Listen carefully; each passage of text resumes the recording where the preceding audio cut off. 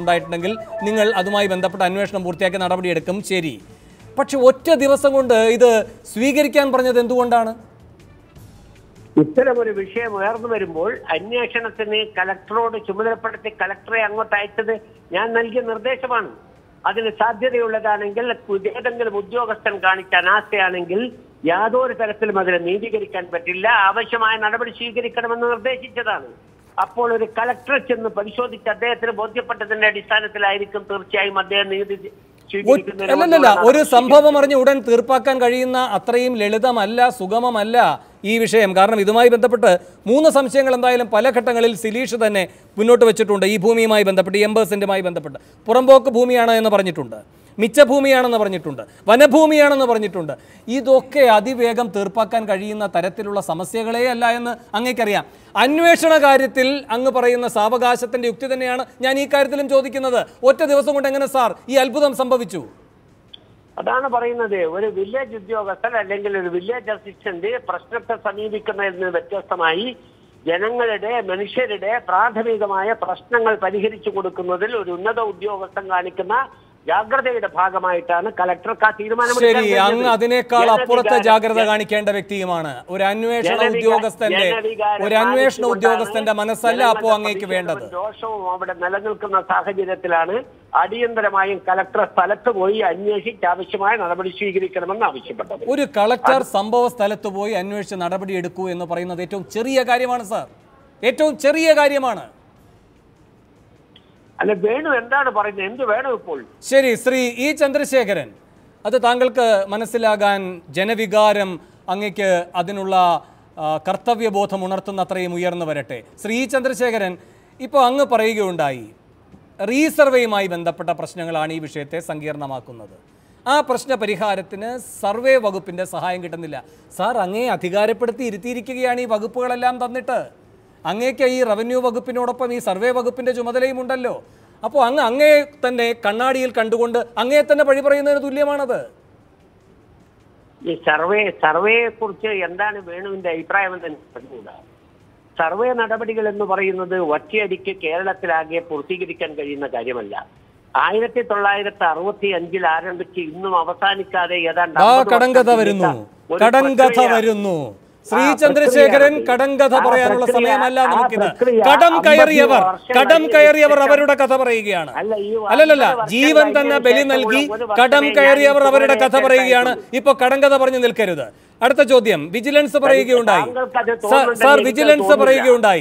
Vigilance പറയുകയുണ്ടായി കേരളത്തിലെ ഏറ്റവും അഴിമതിയുള്ള 2ാമത്തെ വകുപ്പാണ് ഈ റവന്യൂ വകുപ്പ് എന്ന്. 9 മാസം നീണ്ട പഠനത്തിന് ശേഷമാണ് ആന്റി കറപ്ഷൻ ഇൻഡെക്സ് ഈ വിലയിരുത്തലിലേക്ക് എത്തിയത് എന്ന് മാത്രമല്ല, കഴിഞ്ഞ 22-ാം തീയതി വിജിലൻസിന്റെ റെയ്ഡ് നടന്നു. 60ഓളം സ്ഥലങ്ങളിലാണ്, റവന്യൂ ഓഫീസുകളിലാണ് റെയ്ഡ് നടന്നത്. അവിടെ 38ഓളം സ്ഥലങ്ങളിൽ ക്രമക്കേട് കണ്ടു. അതിലേറ്റവും കൂടുതൽ ക്രമക്കേട് കണ്ടത് കോഴിക്കോടാണ്. അവിടെ കട്ടിപ്പാറ വില്ലേജ് ഓഫീസിലാണ് ഏറ്റവും കൂടുതൽ ക്രമക്കേട് നടക്കുന്നത് എന്ന് കണ്ടു. ഒരു വിജിലൻസ് ഉദ്യോഗസ്ഥന് 9 മാസം കൊണ്ട് കണ്ടെത്താൻ കഴിയുന്നു സൂക്ഷ്മാർത്ഥത്തിൽ ഇതിന്റെ പിഴവുകൾ എങ്കിൽ 65-ലെ കടങ്കഥ പറഞ്ഞു നിൽക്കരുത്. എന്താണ് താങ്കൾ പറയുന്നത്? എന്നോട് ചോദിച്ചതിന് മറുപടി പറയാല്ലാതെ താങ്കളുടെ പ്രസംഗം മാത്രമാണോ ഞാൻ കേൾക്കേണ്ടത്? ഞാൻ പ്രസംഗം നിർത്തി, അങ്ങ് പറഞ്ഞോളൂ. അല്ല, ഞാൻ ചോദിക്കുകയാണ്. താങ്കൾ അവിടെ നിന്ന് പ്രസംഗിക്കുക, ഞാൻ മറുപടി പറയുമ്പോൾ അത് കടങ്കഥയാണെന്ന് പറയുക. 65 ആരംഭിച്ച് 50 വർഷം കൊണ്ട് പൂർത്തീകരിക്കാത്ത ഒരു കാര്യം ഇപ്പോൾ 1 വർഷം കൊണ്ട് അധികാരത്തിലേറിയ ഒരു ഗവൺമെന്റ് പുതുതായി സർവേക്കുള്ള ഉത്തരവാദിത്വം ഏറ്റെടുത്തു എന്ന് പറഞ്ഞ് എന്തേ പരിഹരിക്കാത്തതെന്ന് ചോദിക്കുന്നത് എന്തർത്ഥത്തിലാണെന്ന് എനിക്ക് മനസ്സിലാവുന്നില്ല. സർവേയുമായി ബന്ധപ്പെട്ട പരാതികൾ പല പ്രദേശങ്ങളിലും ഉയർന്നു വരുന്നുണ്ട്. പ്രശ്ന പരിഹാരത്തിന് ആവശ്യമായ നടപടി സ്വീകരിക്കാൻ നിർദ്ദേശം നൽകുന്നുണ്ട്. ഞങ്ങളാരെങ്കിലും നേരിട്ട് പോയി നടത്തേണ്ട പ്രക്രിയയല്ലല്ലോ ഇത്. അത് താങ്കൾക്ക് അറിയാവുന്ന കാര്യമല്ലേ? അതുകൊണ്ട് സർവേയുടെ കാര്യത്തിൽ വന്നിട്ടുള്ള പോരായ്മകളും കുറവുകളും എല്ലാം ഉണ്ടാകും. അതെല്ലാം കുറ്റമറ്റ രീതിയിൽ നടക്കുന്നു എന്ന അവകാശവാദവും എനിക്കില്ല. എങ്കിലും അത് കുറ്റമറ്റ രീതിയിൽ നടത്തണം എന്ന നിലപാടാണ് ഗവൺമെന്റ് സ്വീകരിച്ചിരിക്കുന്നത്. ബന്ധപ്പെട്ട സർവേ ഉദ്യോഗസ്ഥന്മാരുടെ അനാസ്ഥയുണ്ടെങ്കിൽ അതും പരിശോധിക്കും. അഡീഷണൽ ചീഫ് സെക്രട്ടറി റവന്യൂ ഇത് പരിശോധിക്കുന്നു എന്ന് പറഞ്ഞാൽ അർത്ഥം ഇതുമായി ബന്ധപ്പെട്ട എല്ലാ വിഷയങ്ങളും അന്വേഷണത്തിന്റെ പരിധിയിൽ വരുമെന്നാണ്. അങ്ങനെ വന്നാൽ തീർച്ചയായും അതുമായി ബന്ധപ്പെട്ട മുഴുവൻ ആളുകളുടെ പേരിലും ആവശ്യമായ നടപടി സ്വീകരിക്കും. സർ, 2 ചോദ്യങ്ങൾ കൂടി. എനിക്കറിയാം അങ്ങ് യാത്ര ചെയ്യുകയാണെന്ന്. ഈ ചെമ്പനോട് വില്ലേജിനെ പറ്റി മുൻപുമുണ്ട് സർ പരാതികൾ. അവിടെ ഇതുപോലെ തന്നെ സമൂഹത്തിലെ ഏറ്റവും നിരാധാരരായിരിക്കുന്ന വിഭാഗങ്ങളിൽപ്പെട്ടവർ അതിന് മുന്നിൽ വന്ന് സമരം തുടങ്ങേണ്ട സാഹചര്യം വന്നതിൻ്റെ ഒന്നിലധികം അനുഭവങ്ങൾ അവിടെയുള്ളവർക്ക് പറയാനുണ്ട്. ഇപ്പോഴും ഈ വിദ്യാഭ്യാസ ആവശ്യത്തിനടക്കം ഈ പറയുന്ന നികുതി സ്വീകരിക്കാനുള്ള ഷീട്ട് വാങ്ങണമെന്ന് പറഞ്ഞ് അവിടെ ഇതുപോലെ തന്നെ കയറിയിറങ്ങുന്ന ധാരാളം പേരുണ്ട് സർ. വളരെ ഗൗരവമുള്ള വിഷയമാണ് വേണു പറയുന്നത്. യാതൊരു സംശയമില്ലാത്ത കാര്യമാണ്. സ്കൂളും കോളേജും പ്രവേശനത്തിന്റെ സന്ദർഭത്തിലാണ് ഈ സർട്ടിഫിക്കറ്റുകളുടെ ആവശ്യം വരിക. 10-24 വീതം സർട്ടിഫിക്കറ്റുകളാണ് ഈ വില്ലേജ് ഓഫീസുകളിൽ നിന്ന് കൊടുക്കേണ്ടി വരുന്നത്. അത് പൂർണ്ണമായി ഓൺലൈനാക്കി മാറ്റാൻ വേണ്ടിയുള്ള നടപടിയുമായി മുന്നോട്ട് പോവുകയാണ് ഗവൺമെന്റ്.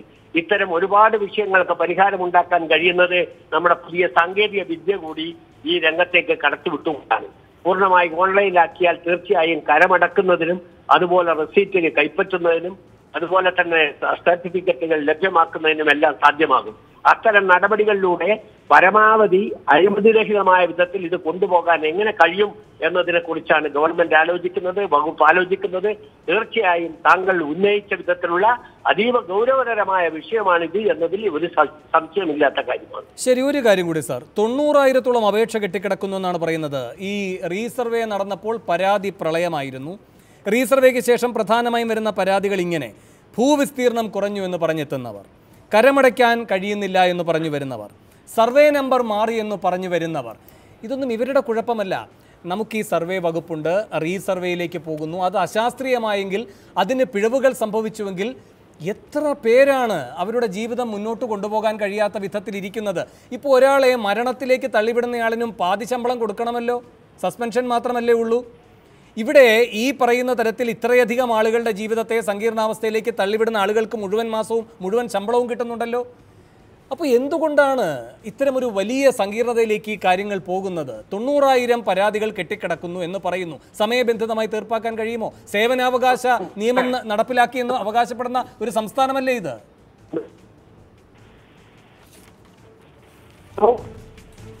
ഹലോ. ആ സാർ പറഞ്ഞോളൂ. ഹലോ സാർ കേൾക്കാൻ പറഞ്ഞോളൂ. അദ്ദേഹം യാത്രയിലാണ്. വളരെയധികം നന്ദി ഈ സാഹചര്യത്തിലും ഞങ്ങളോട് ഈ വിഷയത്തിൽ പ്രതികരിക്കാൻ സന്നദ്ധത കാട്ടിയതിന് ശ്രീ ഇ ചന്ദ്രശേഖരൻ. ശ്രീ വിജയകുമാർ നായരിലേക്ക് ഞാൻ തിരികെ എത്താം. ശ്രീ ഡിജോ കാപ്പൻ, 64 മുതലുള്ള കുഴപ്പമാണ്, അത് പാവം ഇ ചന്ദ്രശേഖരൻ്റെ തലയിൽ വെക്കരുത് എന്ന് പറയുന്നു. പിന്നെ സലീഷിനെയും സണ്ണിയെയും സൗകര്യപൂർവ്വം ഇപ്പോൾ കുറച്ച് ദിവസത്തേക്ക് കുറ്റപ്പെടുത്താം. അത് കഴിഞ്ഞാൽ അവർക്ക് കൃത്യമായ ശിക്ഷ കിട്ടുമോ? നമ്മുടെ പബ്ലിക് സെർവൻ്റ് എന്നാണ് സർക്കാർ ഉദ്യോഗസ്ഥന്മാരെ കുറിച്ച് പറയുന്നത്. പക്ഷേ വില്ലേജ് ഓഫീസിൽ ചെന്നാലും പഞ്ചായത്തിൽ ചെന്നാലും കളക്ടറേറ്റിൽ ചെന്നാലും സെക്രട്ടേറിയറ്റിൽ ചെന്നാലും നികുതിദായകൻ അവിടെ പബ്ലിക് സെർവൻ്റായി മാറുക. സത്യത്തിൽ ഈ നികുതി പണം കൊണ്ട് ശമ്പളം മേടിക്കുന്നവരുടെ യജമാനന്മാരാണ് ഇവർ. ഒരു യജമാനത്വവും ഇവിടെ വേണ്ട എന്ന് വെച്ചിട്ട് കേരളത്തിലെ മുഴുവൻ സർക്കാർ ജീവനക്കാരും ഈ ഇന്ന് കാണിച്ച പോലെയുള്ള പെരുമാറ്റമാണെന്ന് ഞാൻ പറയുന്നില്ല. പക്ഷേ അവരൊരു കാര്യം നെഞ്ചത്ത് കൈവച്ച് പറയണം. ഇവിടുത്തെ നികുതി പണത്തിൻ്റെ 94% ഈ 3% വരുന്ന ആളുകളെ തീറ്റിപ്പോറ്റാനായിട്ടാണ് ഈ ജനങ്ങൾ ഈ പണിയെടുക്കുന്നത്. അങ്ങനെ പണിയെടുക്കുന്ന ഓഫീസിലോട്ട് ചെന്ന് കഴിഞ്ഞ് കഴിഞ്ഞാൽ എങ്ങനെ ഇതിൽ നിന്ന് മാറാം?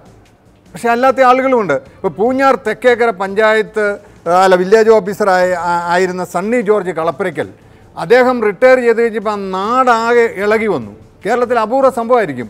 അതേക്കുറിച്ച് ഞങ്ങൾ അന്വേഷിച്ച് ചെന്ന് കഴിഞ്ഞപ്പോൾ ഭൗമിക എന്ന് പറഞ്ഞൊരു സംഘം, രാഷ്ട്രീയമില്ലാത്തൊരു സംഘം, ഇദ്ദേഹത്തിന് സെൻഡ് ഓഫ് കൊടുത്തു. പീരിമേട്ടിലെ ഇപ്പം ഡെപ്യൂട്ടി തഹസിൽദാരായിട്ട് വർക്ക് ചെയ്യുക. ചെന്നപ്പം അവർ പറഞ്ഞത് അദ്ദേഹത്തിൻ്റെ അടുത്ത് ചെന്ന് കഴിഞ്ഞാൽ എത്രയും പെട്ടെന്ന് നാളെ വാ എന്നൊരു വാചകം അദ്ദേഹത്തിന് അറിയില്ലായിരുന്നു. 98% കാര്യങ്ങളും അന്ന് തന്നെ. പിന്നെ അദ്ദേഹത്തിന് ഗാന്ധിയിൽ വേറെ വിശ്വാസമില്ലായിരുന്നു. ഇവിടെയുള്ള കുഴപ്പം എന്താണെന്ന് വെച്ച് കഴിഞ്ഞാൽ ഇപ്പം വേണു നമ്മുടെ പഞ്ചായത്ത് മെമ്പറോട് ചോദിച്ചു എന്തുകൊണ്ടാണ് സ്വാഭാവികമായിട്ടും എന്തെങ്കിലും ബാർഗെയിൻ നടന്നു കാണും ഈ കരമടച്ചു കൊടുക്കുന്നതിന് വേണ്ടിയിട്ട്. അതിപ്പോൾ അദ്ദേഹം മരിച്ചുപോയി. എന്തായാലും ആ കുടുംബത്തിനോടുള്ള ദുഃഖം, ആ കുടുംബം അനുഭവിക്കുന്ന ദുഃഖത്തോടു കൂടി പങ്കുചേർന്നുകൊണ്ട് നാളെയെങ്കിലും കേരളത്തിൽ ഇതുപോലെയുള്ള ആളുകൾ വരരുത്. ഇപ്പം നമുക്കിതിനു മുമ്പ് നടന്ന മുഖ്യമന്ത്രി ഉമ്മൻചാണ്ടി കേരളം മുഴുവൻ വലിയ അദാലത്തുകൾ നടത്തി, ജനസമ്പർക്ക പരിപാടി. എന്താ ആ ജനസമ്പർക്ക പരിപാടിയിൽ നടക്കേണ്ട കാര്യങ്ങൾ 90% വില്ലേജിലും പഞ്ചായത്തിലും നടക്കേണ്ട കാര്യങ്ങൾ മുഖ്യമന്ത്രി നേരിട്ട് ചെയ്യുക. അതായിരുന്നു LDFന്റെ വിമർശനം. അപ്പം ഇതിനൊരു മാറ്റം ഉണ്ടായിട്ടില്ല. ഇതിൻ്റെ കാരണം സംഘടിത ട്രേഡ് യൂണിയൻ്റെ മുന്നിൽ ഏത് ഭരണം വന്നാലും, അതിന് നക്സലുകൾ നാളെ കേരളം ഭരിക്കാൻ വന്നു കഴിഞ്ഞു കഴിഞ്ഞാൽ ഇതിന് മാറ്റം ഉണ്ടാകില്ല. ഇതിനെതിരെ പറയുന്ന ആളുകളെ വേണു പറഞ്ഞു 6 മാസം പകുതി ശമ്പളം മാത്രമല്ല, ഇദ്ദേഹത്തിന് വല്ല ഇപ്പം വീട് വയ്ക്കുന്ന സൗകര്യമാണെങ്കിൽ വീട് വയ്ക്കാനുള്ള വല്ല ചുമതലയോ വല്ലതും ഉണ്ടെങ്കിൽ ഇപ്പോൾ അദ്ദേഹത്തിന് സൗകര്യം, അല്ല വല്ല പെണ്ണെ കെട്ടിക്കാനുണ്ടായി ഇനിയിപ്പം ബ്രോക്കർമാരെയൊക്കെ വിളിച്ചു കൂട്ടി കല്യാണാലോചന തകൃതമായിട്ട് നടക്കാം. 6 മാസം കഴിയുമ്പം മുഴുവൻ ശമ്പളവും കിട്ടും. കേരളത്തിലെ നികുതിദായകൻ്റെ പണമായി കൊടുക്കുന്നത്. ഇത് ഇങ്ങനെയുള്ള ഏതെങ്കിലും ഒരു ഉദ്യോഗസ്ഥൻ്റെ പേരിൽ ഒരു നടപടി, ഒരു സസ്പെൻഷൻ കൊടുക്കും, അത് കഴിഞ്ഞ് വീണ്ടും. അപ്പോൾ എന്താ ഇത് മറ്റുള്ള ആളുകൾക്കും മറ്റുള്ള ഉദ്യോഗസ്ഥന്മാർക്കും പിയൂൺ തൊട്ട് ചീഫ് സെക്രട്ടറി വരെയുള്ളവർക്ക് ഇതൊരു പ്രചോദനമാണ്. ഇപ്പം ബഹുമാനപ്പെട്ട കോഴിക്കോട് കളക്ടർ ഓർഡർ ഇട്ടതെന്നാണ് പറയുന്നത് ഈ പണം സ്വീകരിക്കാൻ. പക്ഷേ കോഴിക്കോട് കളക്ടറുടെ ഓർഡറിന് മുകളിലും ഇദ്ദേഹത്തിന് സ്വാധീനമുണ്ട്. അദ്ദേഹം ഏതെങ്കിലും ഒരു ട്രേഡ് യൂണിയൻ്റെ നേതാവായിരിക്കും. അത് അന്വേഷിക്കാൻ വേണു വിളിച്ചപ്പോൾ മനസ്സിലാക്കുന്ന ശ്രീ വിജയകുമാർ നായർ നിങ്ങളുടെ സർവീസ് സംഘടനയിലെ വ്യക്തി തന്നെയല്ലേ? അറിയില്ല, പക്ഷേ അങ്ങനെയാണ്. അറിഞ്ഞു വരുമ്പോൾ അത് ശ്രീ വിജയകുമാർ നായർക്കും അറിയാൻ കഴിയും. ഇങ്ങനെ പോയാൽ കേരളത്തിലെ ജനങ്ങൾ തീവ്രവാദികളായി മാറും. അസത്യം പറയുന്നതല്ല ഞാൻ പറഞ്ഞത്. അതിലേക്ക് ഞാൻ താങ്കളിലേക്കും വരാം. സിദ്ദിഖും ഈ ചർച്ചയിൽ പങ്കുചേരാണ്. സിദ്ദിഖിലേക്കും വരാം. അതിനു മുമ്പ് ശ്രീ JR പത്മകുമാർ, ഇവിടെ കേരളത്തിലെ ഒരു ഈ വിഷയം വെച്ചുകൊണ്ട് ഈ സർക്കാരിനെ നിങ്ങൾക്ക് എത്ര വേണമെങ്കിലും ആക്ഷേപിക്കാം. പക്ഷേ അങ്ങനെ അടിക്കാനോങ്ങുന്ന കയ്യിൽ നിങ്ങളും ശ്രദ്ധിച്ചൊന്ന് നോക്കണം.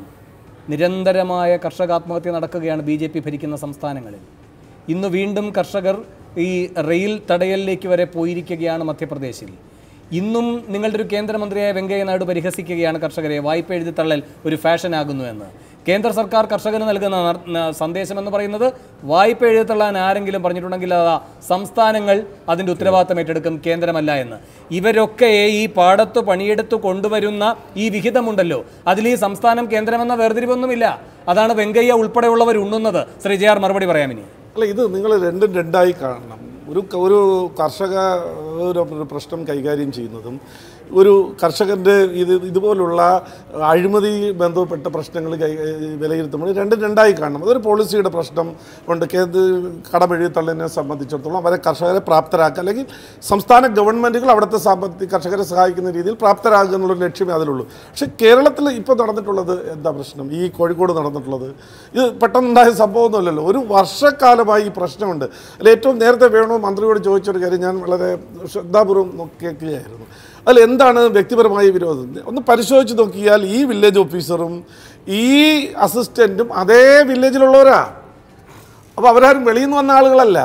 അപ്പോൾ അത് എന്താണ് പ്രശ്നം? ഈ സർക്കാർ ഉദ്യോഗസ്ഥന്മാർക്ക് അവരുടെ ഈ പാവപ്പെട്ട ആളുകളുടെ അവകാശം നിഷേധിക്കുന്നതിന് ഈ ഔദ്യോഗികമല്ലാത്ത പല കാരണങ്ങളുമുണ്ട്. അത് വളരെ ഗൗരവമായി മുകളിലുള്ള ഉദ്യോഗസ്ഥന്മാർ കൈകാര്യം ചെയ്യും. എനിക്ക് തോന്നുന്നു JR ഞാൻ ഇടപെടുകയാണ്. സിദ്ദിഖിന് അതിൻ്റെ കൂടുതൽ കാര്യങ്ങൾ അറിയാൻ കഴിയും. സിദ്ദിഖ്, താങ്കൾ ഈ വിഷയം വന്നപ്പോൾ മുതൽ ആ കാര്യങ്ങളിൽ തന്നെ ഉൾപ്പെട്ട് നിൽക്കുകയായിരുന്നല്ലോ, ഇന്ന് പ്രത്യേകിച്ച് പകലന്തിയോളം. എന്താണ് ഈ സലീഷിൻ്റെ വിരോധം ഈ ജോയിയോട്?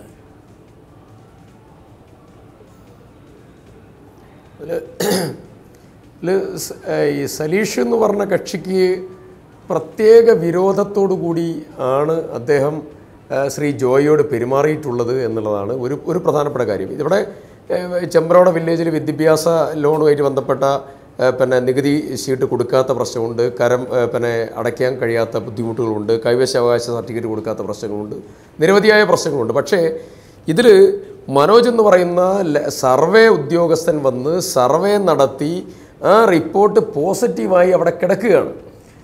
തഹസിൽദാർ പറഞ്ഞിട്ടുള്ളത് 2 ആഴ്ചക്കകം ഇത് സമ്പൂർണ്ണമായി പരിഹരിക്കാൻ സാധിക്കും എന്നുള്ളതായിരിക്കുന്ന ഒരു പറച്ചിലും പറഞ്ഞിട്ടുണ്ട്.